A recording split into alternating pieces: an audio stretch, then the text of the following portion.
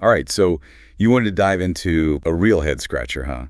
The Rebecca Coriam case. Yeah, this one is a doozy. Vanishing from a cruise ship, it seems impossible. Right. Like, we're talking about these massive floating cities. How do you just disappear? Poof. Exactly. You've got thousands of people, crew members, cameras everywhere. You'd think it'd be impossible. Okay, so full disclosure, for this deep dive, we've been poring over articles, documentaries, you name it. A lot of material out there, some more reliable than others, of course. Definitely. And that's kind of the point of this whole thing, right? Trying to sift through it all and see if we can make some sense of it. Right. Sort through the noise, find the facts, see what shakes out. Exactly. So buckle up, everybody, because this is the story of Rebecca Coriam, and, well, it's a wild ride. It really is. All right, so first things first, 2011, the Disney Wonder, sailing through the Caribbean. Paradise, right? Postcard stuff, yeah. Exactly. And Rebecca, she's 24 years old, working as a youth activities coordinator. Living the dream, by all accounts. From what I gathered, loved by her family, adventurous spirit. Yeah, and that makes what happened even more baffling.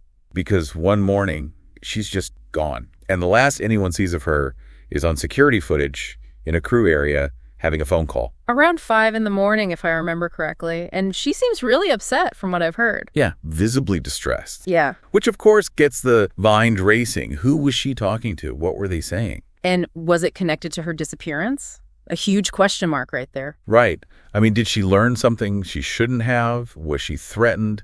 It's so unsettling. If only we could hear that conversation, right? It could be the key to the whole thing. Totally agree.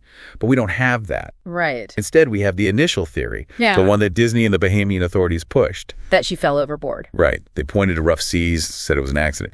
But I mean, come on, it's a giant cruise ship. Yeah, they have stabilizers and procedures for rough weather. You don't just slip off the deck that easily. Exactly.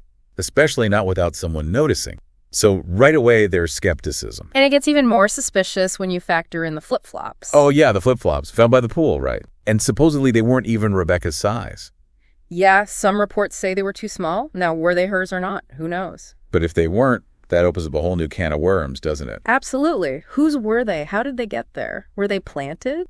And speaking of things that raise eyebrows, let's talk about the ship's response. Or lack thereof, some might say. Exactly. There was this weird delay in alerting anyone about Rebecca's disappearance. The authorities, other passengers, even her family back home, it took way too long. Which makes you wonder, what were they doing during that time? Right. It's almost like they were trying to sweep it under the rug. And, I hate to be cynical, but cruise lines are businesses. Big businesses. With reputations to protect. A missing passenger. That's not exactly good for business. Not at all. It can scare people off, lead to bad press, the whole 9 yards. So did they prioritize their image over finding Rebecca? It's a question that lingers. And one that's hard to shake, especially given the investigation or lack thereof that followed. Right, because here's the thing. One Bahamian detective was assigned to this case. One. That's it.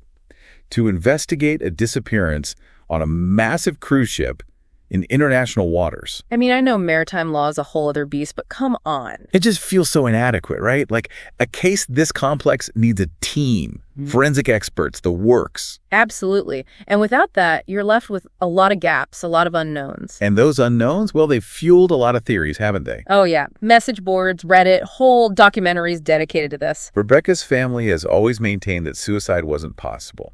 She was happy, upbeat. And from what I've read, there wasn't any evidence pointing that way. Right. So what are we left with?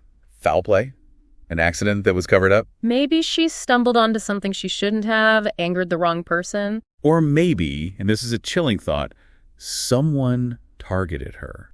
I mean, think about it. A cruise ship is like a labyrinth. So many places to disappear, to be unseen. It's a horrifying thought, but one that can't be ignored given the circumstances. And without solid evidence, any of these theories could be possible. That's the frustrating part. Absolutely. But even with all the unanswered questions, one thing is clear.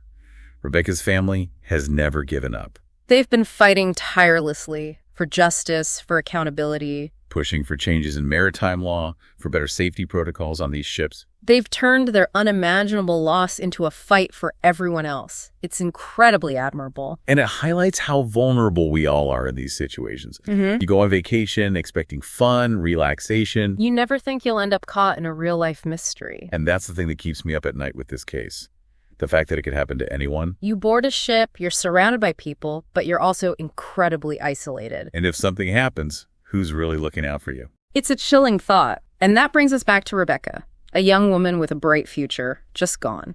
And we're still left wondering what really happened. What piece of the puzzle are we missing? It makes you think, what if we were the ones investigating this? Where would we even start? What seemingly small detail, overlooked clue could hold the answer? It's a challenge, but maybe, just maybe, someone listening has that missing piece. It's a long shot, I know. But hey, stranger things have happened. That's for sure. All right, well, that's our deep dive into the Rebecca Coriam case, a mystery that continues to haunt us. And a reminder that even in paradise, darkness can lurk just beneath the surface. Stay safe out there, everyone, and keep those lights on. Yeah, absolutely.